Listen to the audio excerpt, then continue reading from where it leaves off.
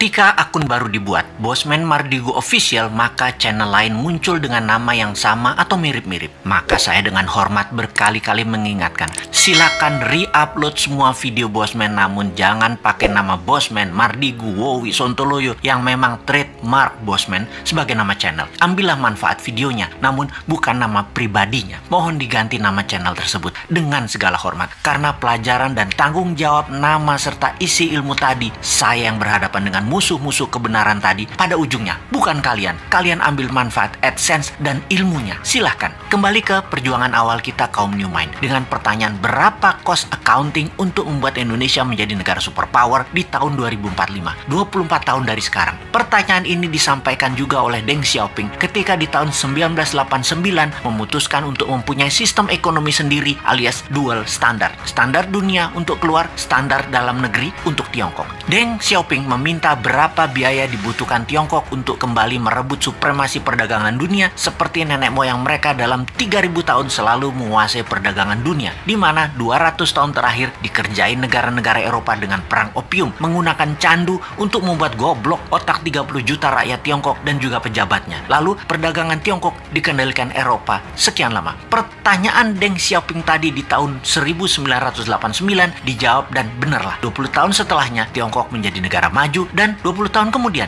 yaitu sekarang, Tiongkok menjadi kekuatan yang ditakuti. Pertanyaan awal kita, berapa cost accounting untuk membangun Indonesia untuk menjadi negara superpower di tahun 2045 itu? Hal itu sangat penting. Berapa modal yang dibutuhkan? Berapa dana yang dibutuhkan? Dan itu harus diketahui sekarang. Semua itu akan kita ciptakan dananya serta pekerjaannya untuk 100% warga Indonesia. Kita lompat ke tahun 2030 ke depan. Di tahun 2030 atau kurang dari 9 tahun lagi, dari saat ini dunia menjadi lain dengan dunia yang kita kenal 100 tahun terakhir. Pandemi 4 tahun hingga tahun 2025 merubah 60% kehidupan manusia. Teknologi bioengineering, biomedical, menggeser DNA dan RNA manusia membuat manusia menjadi super karena lawannya penyakit juga menjadi super. Penyakit bawaan atau penyakit karena virus bermutasi. Manusia pun bermutasi dengan perubahan genetik tubuh manusia dipicu dengan growth factor biomedical. Di sisi lain, secara politik, kalau Amerika tidak hantam secara militer negeri Tiongkok dalam kurang waktu 3 tahun ke depan, maka di tahun 2030 Tiongkok akan menjadi negara superpower nomor 1. Dan saya garansi Amerika tidak akan serang Tiongkok. Amerika tuh chicken sekarang. Sungguh. Kemudian komunikasi 6G dipimpin Tiongkok. Distribusi kapal niaga dan seluruh gadget serta transaksi perdagangan dikuasai Tiongkok. Kesehatan dikuasai globalis cabal. Demikian juga sumber informasi big data dan currency akan dikuasai cabalis. Kemudian kehidupan pertanian akan semakin sulit. Alam semakin gersang. Cuaca tidak bisa dibaca dan dikendalikan.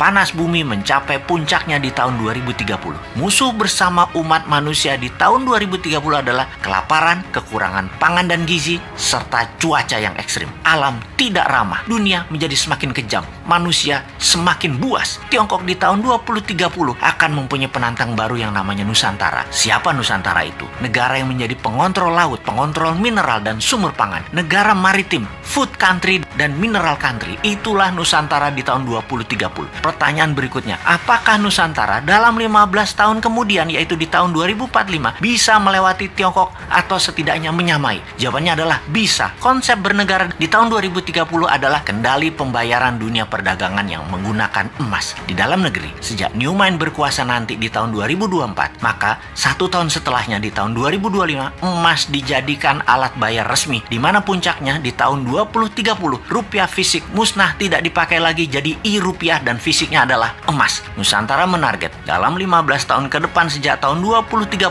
transaksi dunia 50% memakai emas. Itulah awal Nusantara menjadi negara superpower di tahun 2045. Kunci penting berikutnya di periode 2045 sampai 2070, di mana dunia sepakat tidak akan ada lagi perang militer, namun semua negara berkolaborasi merubah dunia menjadi lebih baik. 2045 hingga tahun 2070, Nusantara menjadi negara superpower yang memimpin garda terdepan pejuang lingkungan hidup, kesehatan, edukasi, dan sustainable eco-living. Nusantara memimpin perbaikan alam selama 15 tahun hingga tahun 2070.